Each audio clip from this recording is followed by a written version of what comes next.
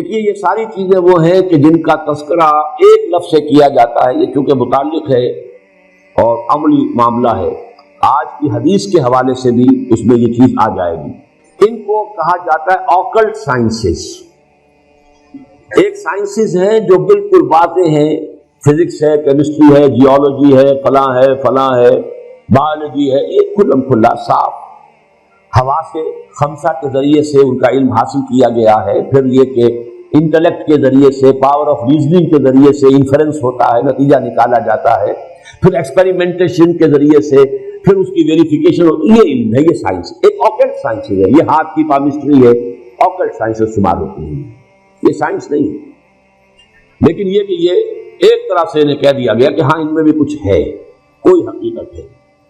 اسی طرح نجوم، ستارہ شناسی ہے، آپ پیدا کب ہوئے تھے، وہ جو ہے سائنس آف نمبر وغیرہ وغیرہ، ان سب کو ایک لفظ میں جمع کر لیجئے آکلٹ سائنسز۔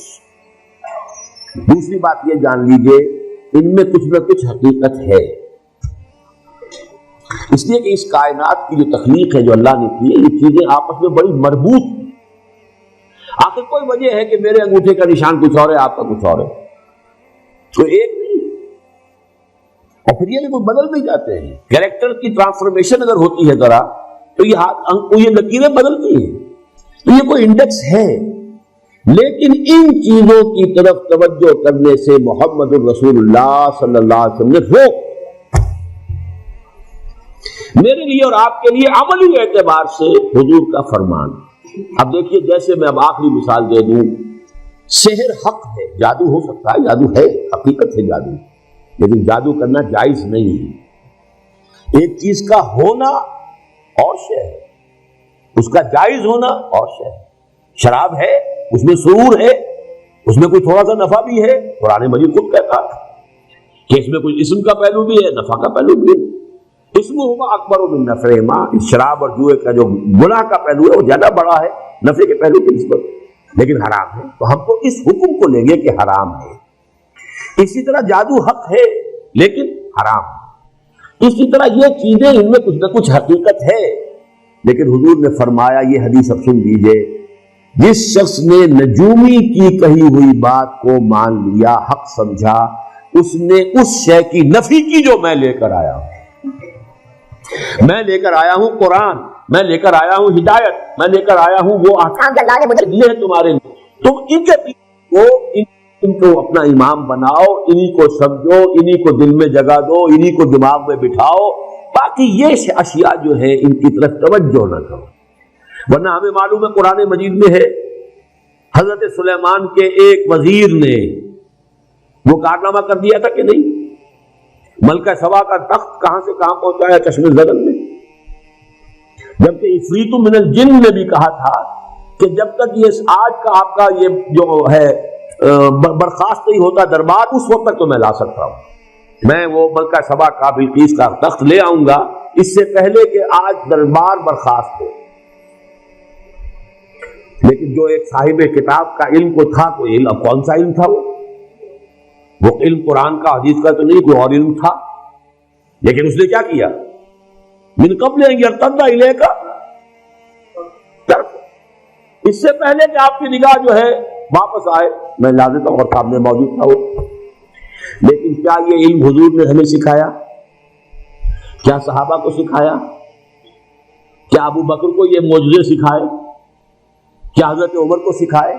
وہاں تو یہ کہا بھائی اللہ کی راہ میں جاؤ، جنگ کرو، محنتیں کرو، جد و جہد کرو، کوشش کرو، اسی عالم واقعات کے مطابق جد و جہد کر کے کام کرنا ہے، یہ چیزیں نہیں سکھائی۔ تو انہی کے کھاتے میں رکھ لیجئے ان تمام چیزوں کو کہ یہ چیزیں بالکل حقیقت سے خالی نہیں ہیں، ان کے اندر کچھ حقیقت ہے۔ اور آج میں نے ابھی چونکہ اس موضوع پر ایک مذاکرہ حال ہی میں ہوا تھا گورنمنٹ کالج لاہور میں، اس میں ایک بہت بڑے جو ہمارے ہاں کے فارمسٹ تھے مسٹر ایم اے ملک، وہ بھی آئے ہوئے تھے، ان سے زندگی میں پہلی ملاقات وہاں ہوئی، اور اشفاق صاحب بھی تھے، اشفاق احمد تلقین شاہ صاحب، وہاں گفتگو ہوئی۔ تو میں نے کہا کہ آج کی دنیا میں تو یہ شے ہمیں اتنی معلوم ہے، جینز کے اندر سب کچھ لکھا ہوا ہے، تو اگر ہاتھ کے انگوٹھے میں لکھا ہوا تو کون سی بڑی بات ہے، یہ تو بہت بڑی شے ہے۔ ہر سیل کے اندر جو اس کے اندر جو نیوکلیس کے اندر جینز ہیں، اس میں ہر شے ہوتی ہے، آپ کی پوری ہستی موجود، آپ کا پورا وجود موجود، تو بہت ہی چھوٹی سی شے میں ہے، یہ انگوٹھا ہو یا ہاتھ کا یہ پورا، یہ تو بہت کچھ ہو سکتا ہے، لیکن ہمیں محمد رسول اللہ نے ان چیزوں کی طرف ترغیب نہیں دلائی۔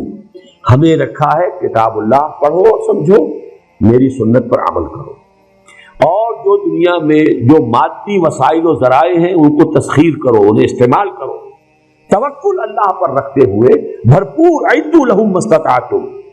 یہ نہیں کہ بیٹھ کر تم اپنی وہ تپسیائیں کر کے روحانی قوت اتنی تیار کر لو کہ بس ایک تھوک مارو اور پوری کا پورا لشکر کفار ختم ہو جائے۔